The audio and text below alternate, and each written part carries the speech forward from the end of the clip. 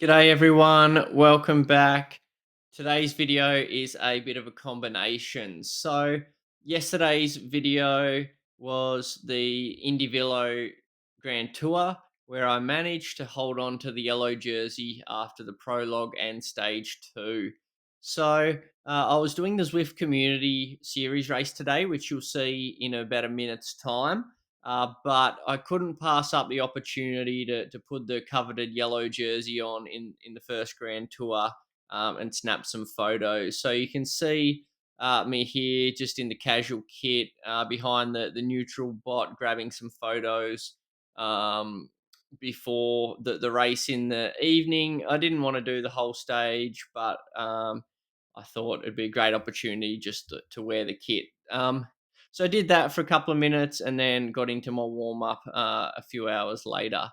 So the race today was on peak performance. It's a practice race to get ready for the Zwift World Series Elite Qualifier next week, which I'll be doing. Just quickly want to add a note before I get started. Kate bought a Kickr bike the other day and changed the crank lengths from 170 to 165, and in the process, she's actually changed my Asioma crank lengths. So that I didn't post a dual recording up from the race because I've basically done what I'm calling a reverse Kirchfeld, and the pedals were reading really low because I put in the accidentally because Kate had somehow changed them, the 165 cranks. So starting the race here, we are out of the pens. We have an elite field of riders. So you got guys like Adrien from France, Jammers, Ruben, one of the top riders, Jay Brune, lots of pro badges in there as well from memory,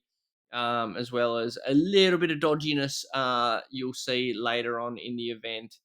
So out of the pens, pretty cruisy. But Jay Brune particularly was keen to animate the race before the grade, which we had to keep a pretty close eye on. Didn't want to give him too much leash to get away before there. As you can see here, up Titans, I'm chasing because don't want to get too far away.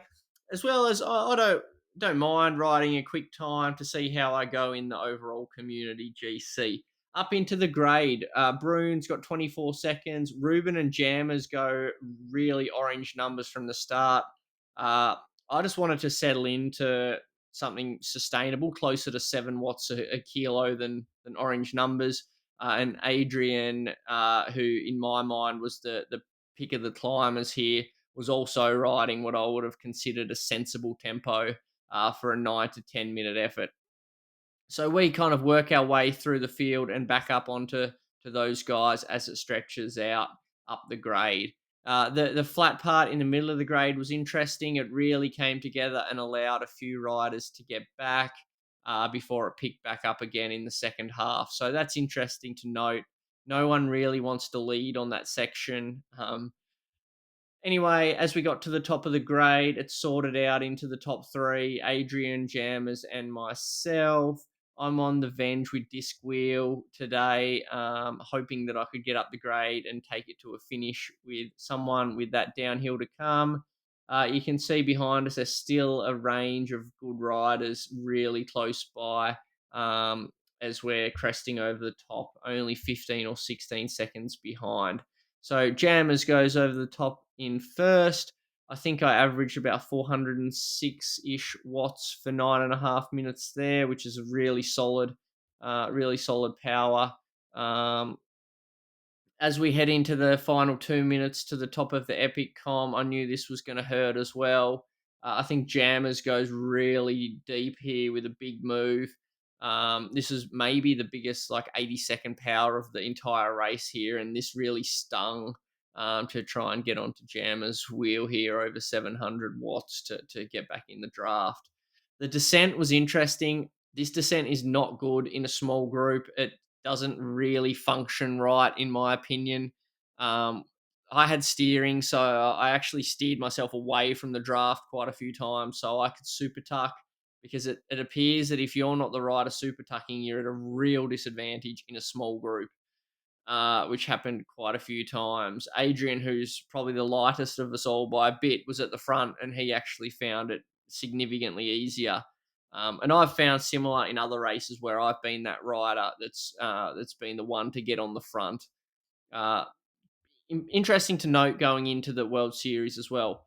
On the power ups, we had one draft for the race. I noticed Adrien used his really early on, so that was a little bit of info I had up my sleeve for the final if I was to get there.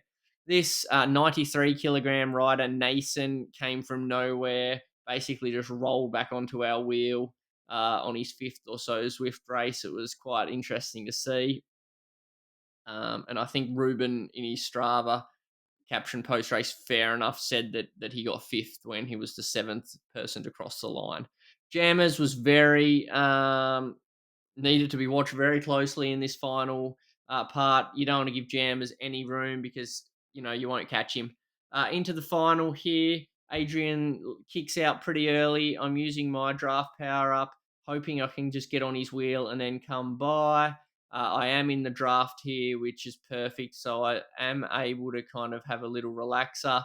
I'm there thinking, okay, just wait for your moment into the last 200. But I forgot that Jammers was there and he comes past at speed using his draft power up. I've got power, but am I going to get there? And the answer is no, not on my screen. But that's Zwift, 0.03 for the win. So that's Zwift for you. I didn't think I'd won that race, but officially we grab it by 0.03. It was an awesome race with Jammers and Adrien. Um, Good hit out before the World Series. Just a quick one to finish off. Next up, I'm doing a stage on Indievelo, 3 laps up the easy hill climb route. It's about 6 kilometers at 3%, the key part of the race. So I'll keep you updated with how that goes. I'm treating this week as a stage race with just a bunch of racing to try and tune me up. Following day, chasing rainbows, so watch out for that. And then I'm going to finish with 1,000 meters of climbing on Indievelo on Climbers Thrill on Sunday. So stay tuned for the next 3. Any comments, let me know. Cheers for watching.